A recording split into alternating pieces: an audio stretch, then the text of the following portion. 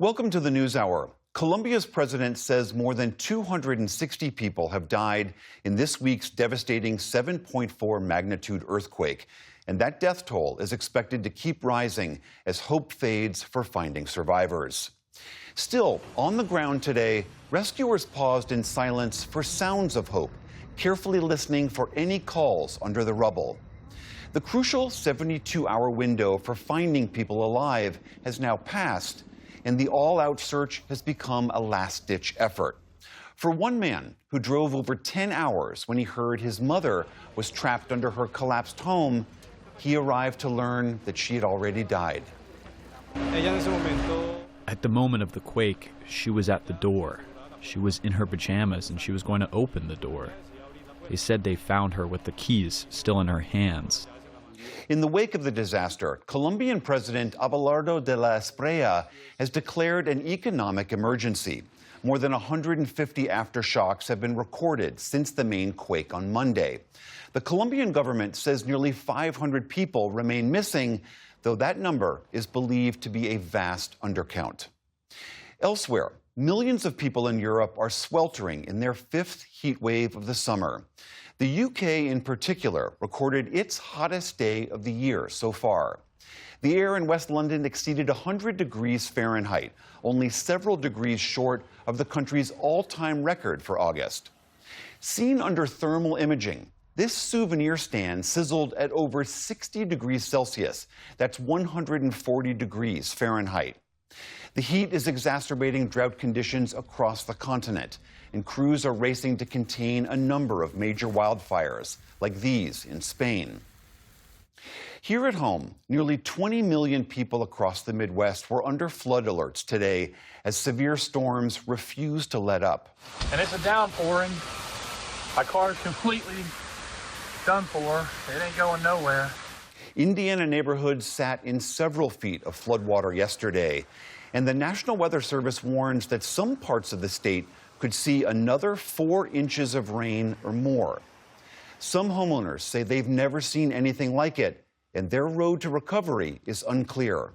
I rushed home, and I opened the basement door, and it's all the way filled, and the backyard was flooded, and my garage is flooded. I don't know when we can turn our power back on, if it would be safe to even turn it back on without our house catching on fire because it was sparking and stuff like that from the outlets downstairs.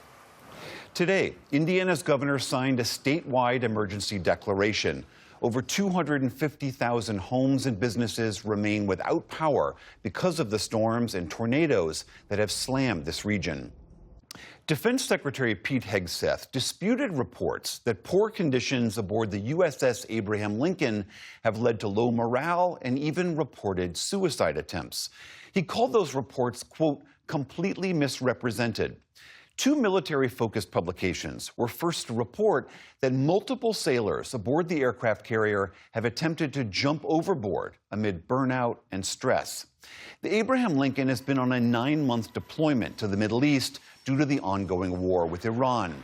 But the Pacific-based aircraft carrier, the U.S.S. George Washington, has begun heading toward the Middle East to relieve it.